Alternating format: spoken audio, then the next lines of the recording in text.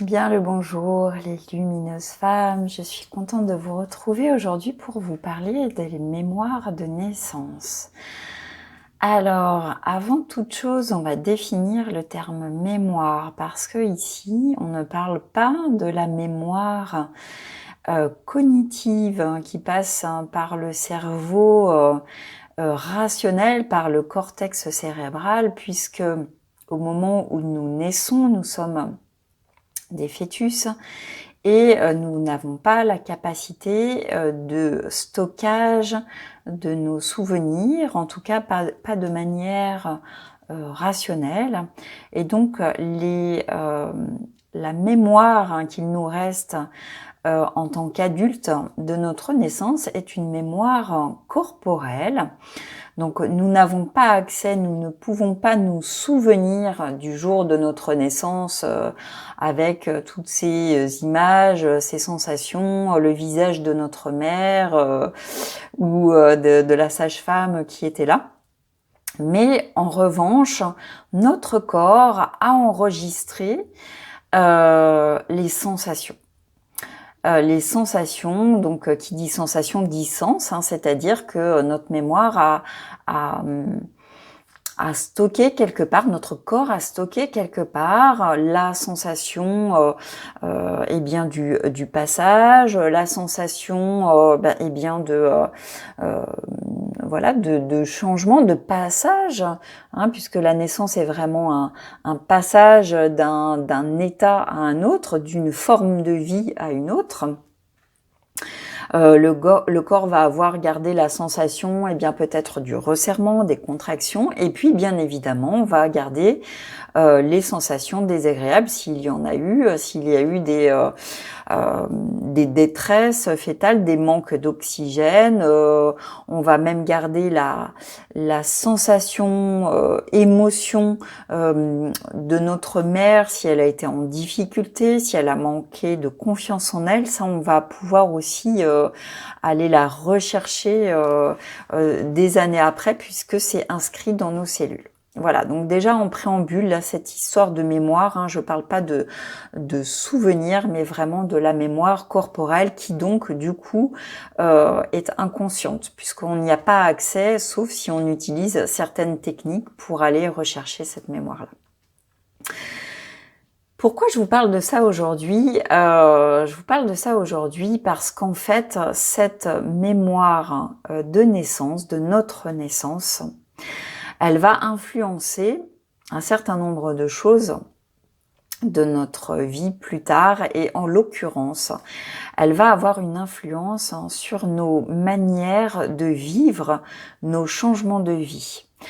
Que ce soit des changements de maison, de logement, de région, des changements de métier, des changements, des séparations, des deuils, des reprises d'études, un changement, quand on devient mère, c'est un changement aussi. Donc vraiment, tous ces passages qu'on a tous, plus ou moins nombreux, plus ou moins forts dans notre vie, même si ce sont des changements a priori positifs, par exemple quand on se marie, quand on se met en couple, voilà, c'est des choses qu'on a envie de vivre et qui nous rendent enthousiastes, mais ça n'en est pas moins des changements. Et donc, en fonction dont notre naissance s'est passée, eh bien, on va plus ou moins bien vivre ces changements-là. On va plus ou moins bien digérer le processus de décision, le processus en lui-même de changement. Ça peut même nous faire monter de profondes angoisses, ou alors on va, malgré le fait qu'on sente profondément qu'on a à faire ce changement, peut-être une séparation ou un changement de métier ou une décision vraiment importante dans notre vie, on sent qu'on a à la faire, mais ça nous fait complètement perdre pied, ou bien on met des mois et des mois à se décider à la prendre, eh bien allez voir les conditions de votre naissance. moi, j'ai vraiment pris pleinement conscience de ça lorsque je me suis séparée du père de mon fils récemment.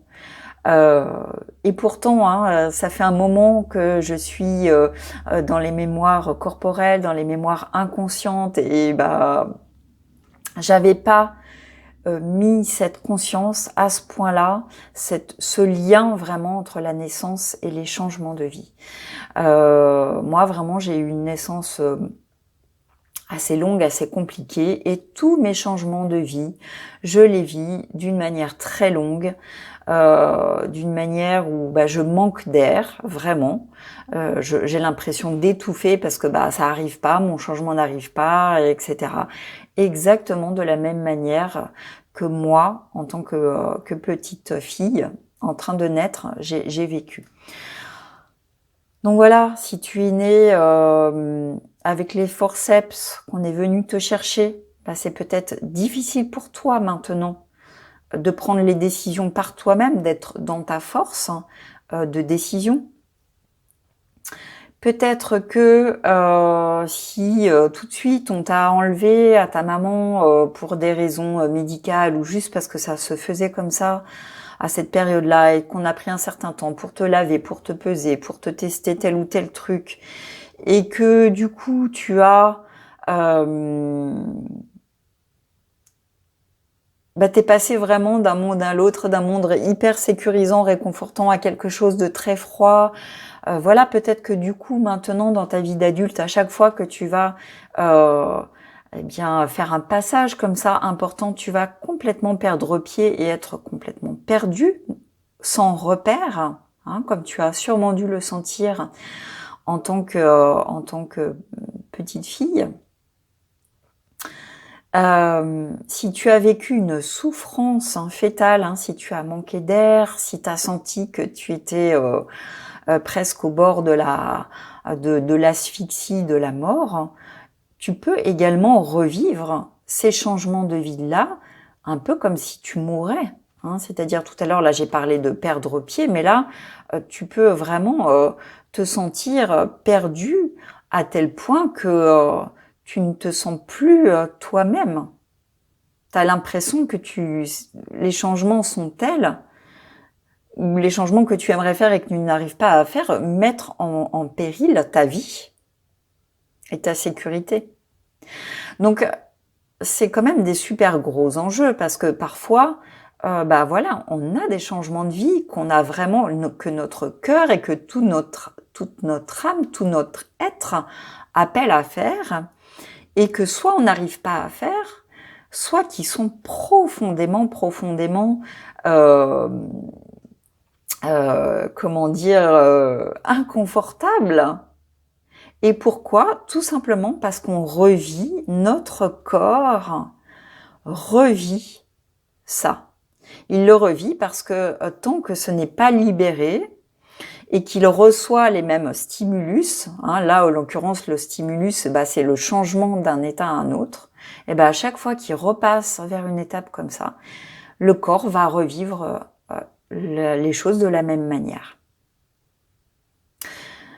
Qu'est-ce qu'il y a à faire? Ben, en fait, il faut aller rechercher cette mémoire-là, la libérer, la déprogrammer. Et maintenant, ça se fait avec des outils très simples. Ça peut se faire en 1 ou 2 séances. Et vraiment, ça va aller changer ensuite, drastiquement, ta manière d'accueillir les changements dans ta vie. Ça va te donner de la liberté.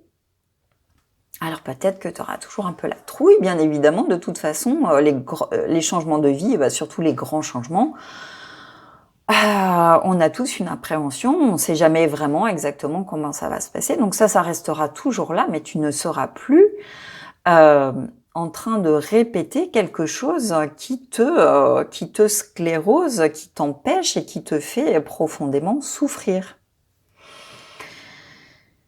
C'est l'invitation que je vous fais aujourd'hui, c'est de libérer le conditionnement pour pouvoir retrouver une liberté et de pouvoir vivre les choses avec votre expérience de votre âge maintenant et pas du bébé qui est en train de naître. et qu'à quelques minutes de vie. En tout cas, c'est mon expérience à moi, et à partir du moment où j'ai vu ça là dans mon dernier processus de gros changements de vie et que je l'ai déprogrammé, eh bien comme par hasard, tout s'est déroulé de manière fluide. Moi, alors que j'avais la sensation de manquer d'air, maintenant je respire. J'ai au contraire la sensation de... Vous voyez? Voilà, c'est ce que je vous souhaite en tout cas. Je vous souhaite un très beau cheminement, une très belle journée et je vous dis à très bientôt.